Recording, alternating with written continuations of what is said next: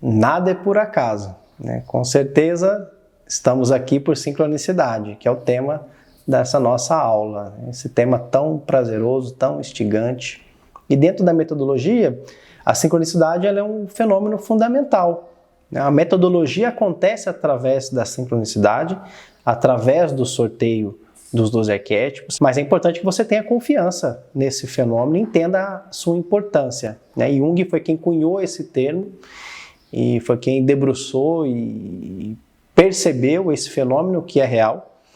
Então nós vamos estar aprofundando um pouquinho, entendendo um pouquinho mais sobre sincronicidade. No início nem estava essa aula no curso, essa é uma aula do curso da metodologia do jogo da vida, mas que eu vi que era também fundamental para quem está aplicando o curso dos 12 arquétipos. Então vamos lá.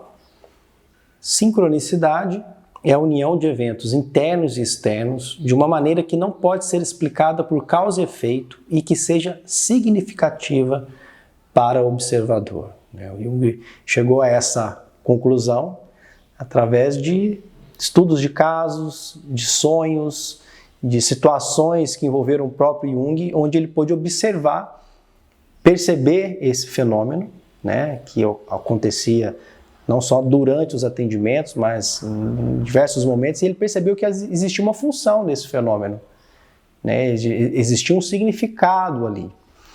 Então, para a gente compreender o pensamento de Jung, como ele foi chegando a essa percepção, vamos contar aqui algumas histórias relatadas pelo próprio Jung. Uma jovem paciente sonhou em um momento decisivo de seu tratamento que lhe presenteavam com um escaravelho de ouro. Enquanto ela me contava o sonho, eu estava sentado de costas à janela fechada. De repente, ouvi atrás de mim um ruído, como se algo golpeasse suavemente a janela. Dei meia volta e vi que foi um inseto voador que chocava contra ela. Abri-a e o apanhei. Era a analogia mais próxima a um escaravelho de ouro que se pode encontrar em nossas latitudes, a saber, um escarabeiro, um crisomélido, a Cetonia aurata, que, ao que parece, ao contrário de costumes habituais, se via na necessidade de entrar em uma sala escura precisamente naquele momento. Tenho que dizer que não me havia ocorrido algo semelhante, nem antes nem depois disso, e que o sonho daquela paciente segue sendo um caso único em minha experiência. Então aqui o Jung relata uma cena onde alguém descreve um sonho a respeito de um escaravelho e naquele mesmo instante, de repente, bate um inseto na janela e quando ele vai observar esse inseto, não era exatamente o escaravelho, mas era o que ele podia entender que era a classe de insetos, não entendo muito, né, de biologia, mas a classe de insetos que exatamente tinha relação mais próxima possível com o escaravelho. Aquilo chamou a atenção de Jung. Outra história, então. Na manhã, no dia 1º de abril de 1949, eu transcrevera uma inscrição referente a uma figura que era metade homem, metade peixe. Ao almoço, houve peixe. Alguém nos lembrou o costume do peixe em abril, que era 1º de abril. De tarde, uma antiga paciente minha, que eu já não via por vários meses, me mostrou algumas figuras impressionantes de peixe. De noite, alguém me mostrou uma peça de bordado representando um monstro marinho. Na manhã seguinte, bem cedo, eu vi uma outra antiga paciente que veio me visitar pela primeira vez depois de 10 anos. Na noite anterior, ela sonhara com um grande peixe. Alguns meses depois, ao empregar essa série em um trabalho maior e tendo encerrado justamente a sua redação, eu me dirigi a um local à beira do lago, em frente à minha casa, onde já estivera diversas vezes naquela mesma manhã. Desta vez, encontrei um peixe morto, de mais ou menos 30 centímetros de comprimento, sobre a murada do lago. Como ninguém pôde estar lá, não tenho ideia de como o peixe foi parar ali. E agora vamos para a terceira história. Jung afirma que em 1805, o escritor francês Émile Deschamps recebeu um pudim de ameixa de um estranho chamado Monsieur de Forguebaud. 10 anos depois, o escritor encontrou o pudim de ameixa no cardápio de um restaurante parisiense e queria pedir um pouco, mas o garçom disse que o último prato já havia servido para outro cliente, que era de Forguebaud.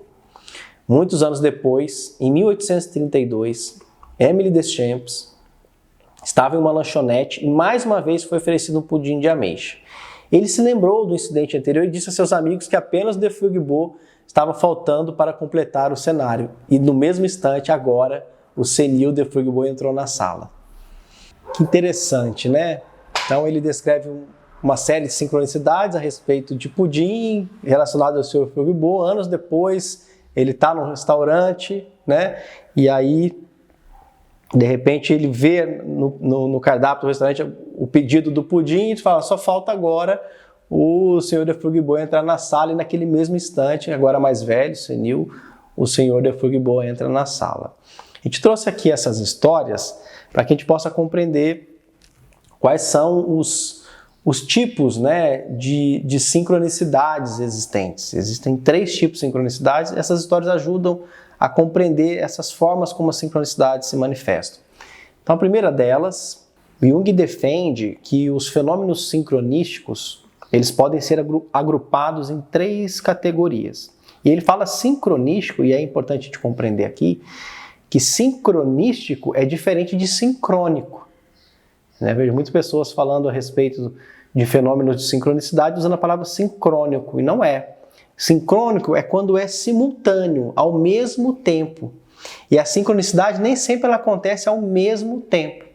E é por isso que sincrônico você pode comparar a um nado sincronizado, né? As pernas estão se movimentando simultaneamente. E aqui, como a gente vê nas histórias, tem sincronicidades que elas estão relacionadas, mas não necessariamente acontecem naquele mesmo momento. Como, por exemplo, o caso do Fouguebot, anos depois, né? Quando ele entra no restaurante e quando ele está pedindo pudim, ele entra novamente no restaurante. Então, quais são as 3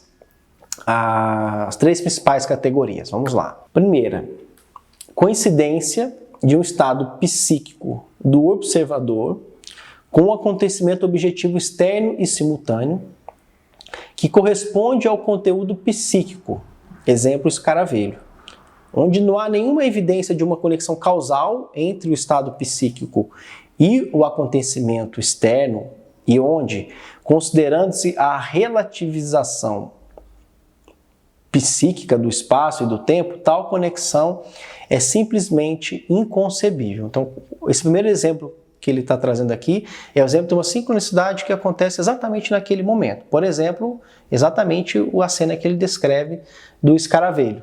Né? Naquele mesmo momento em que ele está contando o sonho, o escaravelho se manifesta. Então, isso é o primeiro tipo de sincronicidade.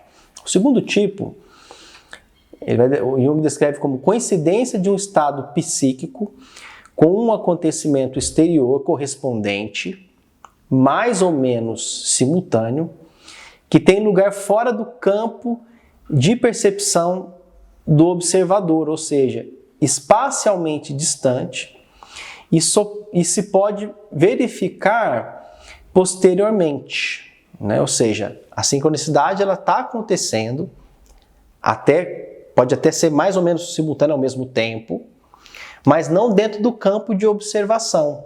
Então, por exemplo, eu estava voltando de viagem com um amigo, a gente tinha ido do sul de Minas ali para o Vale do Paraíba, e a gente ia ter que pegar a Dutra sentido Rio, a gente errou o caminho, pegamos sentido São Paulo. Quando a gente estava passando em frente à Catedral de Aparecida, no momento que a gente estava exatamente falando sobre a função psicológica da mãe, e o arquétipo da mãe e tudo mais, e ele sentiu um chamado, e a gente foi para a Catedral, né, para a Basílica de Aparecida, conhecer a Basílica, passear por lá. A gente entrou dentro da Basílica, tinha um padre dando um sermão exatamente sobre o tema que a gente estava falando. Aquilo chamou muito a atenção. E esse tema rendeu muitas conversas profundas e interessantes. Quando eu chamo ele de tio Maurício, né, que é um professor conhecido como tio Maurício, quando o tio Maurício voltou para a casa dele, a esposa dele estava em Belo Horizonte, ele mora no sul de Minas, ele mora em Caxambu. A esposa dele estava em Belo Horizonte e estava voltando de viagem. Na verdade, ela voltou, isso foi num domingo, ela voltou na segunda-feira, com uma imagem enorme assim, de Nossa Senhora Aparecida, que ela recebeu essa imagem de presente E ela estava em Belo Horizonte no mesmo horário que nós estávamos dentro da Catedral de Aparecida. Ela estava em Belo Horizonte e ganhou aquela imagem de presente e trazia aquela imagem para ele, né? Ou seja, aqui a gente simplifica, a gente não está entrando aqui, a gente não vai entrar tanto no significado da sincronicidade, porque ela sempre é, sim, significativa, mas para exemplificar para vocês como que é a sincronicidade que está acontecendo, mas não dentro do campo de observação. E como ele disse aqui, que só pode se verificar posteriormente. Exemplificando essa terceira categoria, citada por Jung, gostaria de contar aqui uma história pessoal que elucida bem isso. Então eu comentei lá na minha apresentação que eu tenho uma relação com o jogo Mahalila e eu conheci o jogo dentro de uma sincronicidade muito, muito interessante e que pode até mesmo ajudar a compreender o papel da sincronicidade dentro do caminho. Era o domingo e uma amiga me emprestou um livro contando a história da águia e da galinha, um livro do Leonardo Boff. Se você tiver curiosidade de que história é essa, procura na internet Águia e a Galinha, você vai conhecer essa história. Mas em síntese é uma história que toca no tema, dos temas tão importantes nesse momento da vida, que é o tema propósito. Eu estava numa crise imensa de propósito, não sabia o que eu vim fazer nesse mundo, cheio de talento, de habilidades, mas como realizar isso. E quando eu li essa história mexeu comigo profundamente, me tocou muito. E aí passou mais 2 dias e por inspiração, estou resumindo bem a história, a gente tem vários elementos, mas vamos resumir aqui.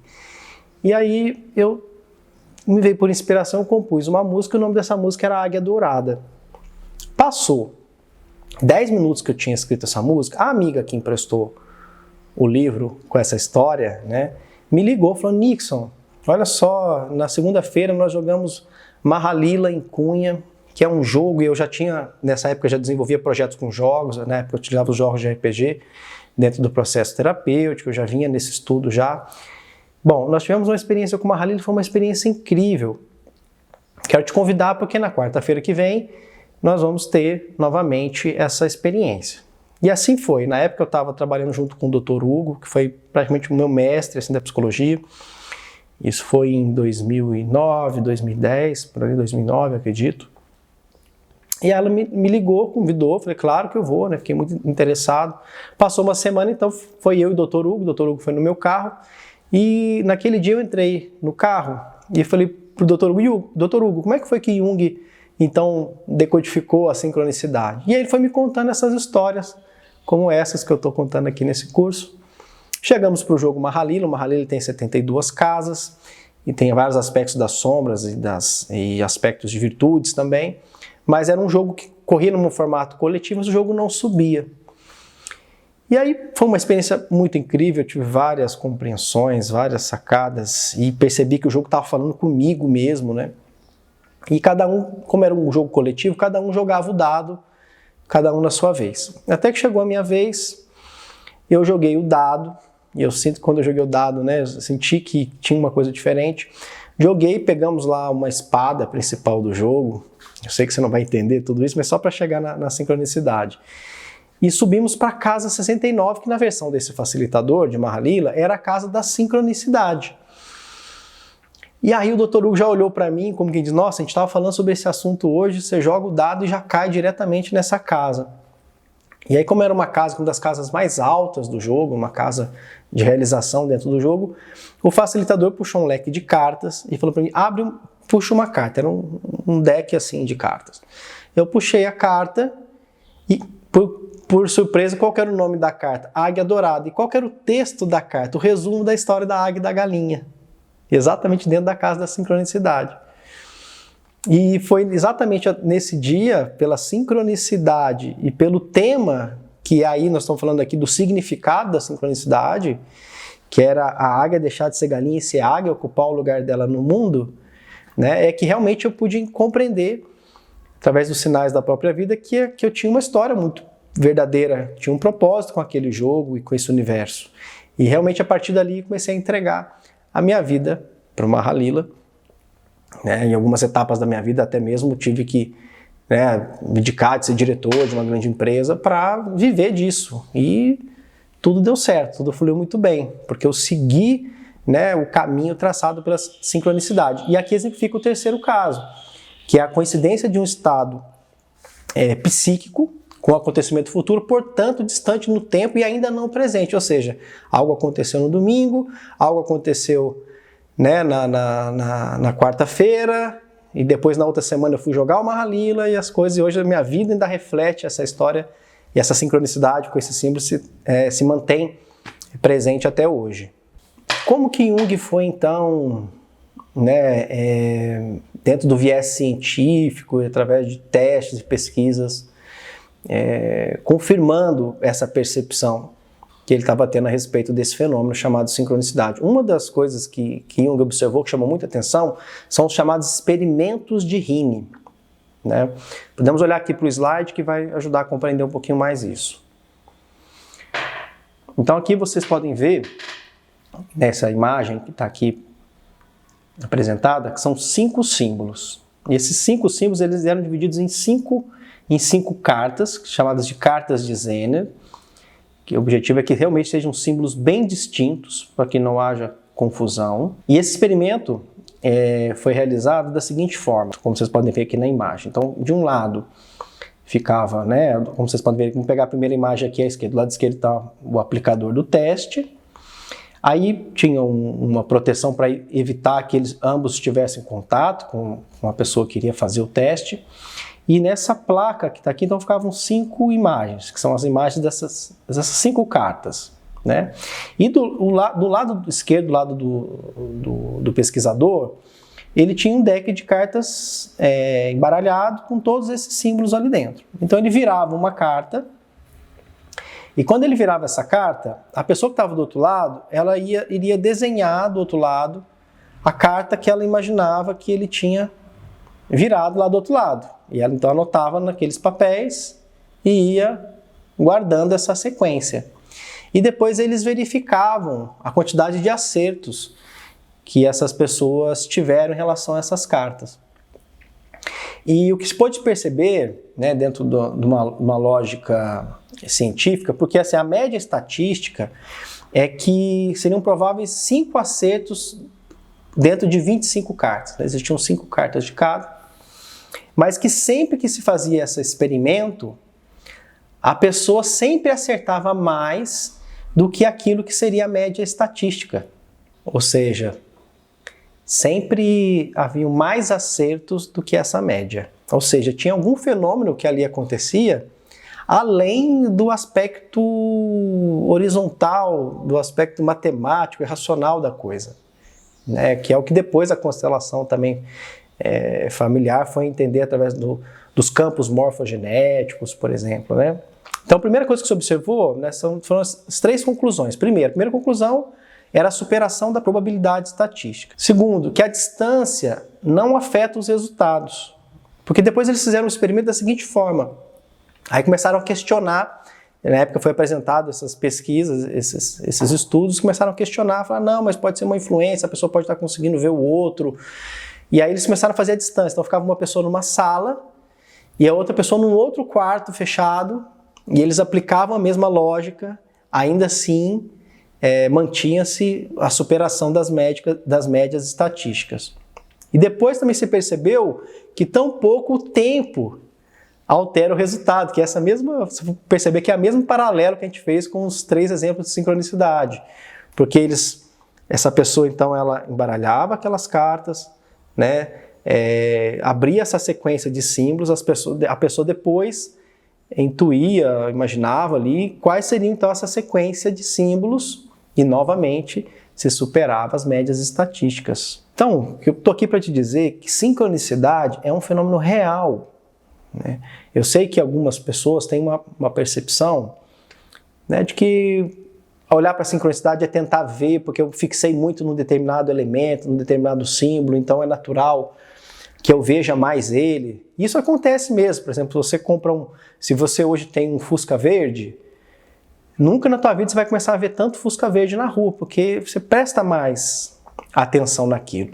E não é disso que a gente está falando, né? A gente não está falando só de coincidência, a gente está falando de coincidência com significado, percebe? Eu exemplifiquei a minha história com a águia e a galinha, por exemplo. O símbolo não apareceu só porque eu estava querendo ver, agora eu estou prestando atenção. Não, foi bem evidente. Uma sincronicidade bem clara, né? E a sincronicidade, se afinar com a sincronicidade, é como entrar no trilho, né? Como você está fora do caminho, fora do trilho, ela te coloca no trilho. O próprio evento em si de sincronicidade, compreendido ou não, ele tem um impacto. Eu vejo nas sessões de jogos, as pessoas estão ali jogando, de repente sincroniza, ela estava falando daquilo, o jogo fala exatamente daquilo que ela estava, né, expressando e colocando ali no campo, e essa experiência de sincronicidade traz uma energia, né, uma vivacidade, ela abre o campo, a pessoa ela percebe que a vida não é só um conjunto de eventos aleatórios, isso resgata um encanto pela vida, resgata a relação com o mistério da vida, né, e como a gente vê na própria teoria junguiana, né, na tele, né, os eventos que me circundam, eles têm um para quê? Nada é por acaso. Tem uma função, tem um objetivo, tem um caminho, né? A gente pode trazer isso como o próprio self, né, buscando esse equilíbrio, né, do sistema psicológico. E a vida reflete esse mesmo movimento. Então, a sincronicidade é perceber esses sinais da vida, perceber esse fluxo da vida e se alinhar com a linguagem da própria existência, que tem uma linguagem. Dentro da nossa metodologia, a gente não trabalha com a vida como algo fora, e sim como o que é dentro é fora, o que é fora é dentro. Não. E se eu observo os eventos que me circundam através da vida, é possível entender do que a vida está querendo tratar comigo, qual ponto que está sendo trabalhado, qual ponto que está sendo provocado. Então, compreender e navegar pela sincronicidade é também compreender a linguagem da própria vida. Eu costumo dizer que qual é o maior método de autoconhecimento que existe? A própria vida, na forma como única como ela se manifesta para você, como ela se manifesta para cada um, né? E a sincronicidade, eu posso falar dela porque eu vivo isso. Quem me conhece sabe a quantidade de sincronicidades que eu vivo o dia todo. É realmente fora da curva mesmo, né? As pessoas, sempre que as pessoas que eu ligo para alguém, eu ligo para a pessoa, como assim você me ligou? A gente está falando de você agora. É tudo isso muito vivo. E aí você fala, mas por o que acontece que na sua vida tem tanta sincronicidade? E eu falo, e o meu lugar de fala é esse, porque eu vivo isso e colho os frutos disso, porque mesmo que eu erre o caminho, eu já percebo os sinais, vejo onde sincroniza, né? E aí, se eu estou errando, daqui a pouco eu já acerto o caminho e as coisas vão dando certo, né?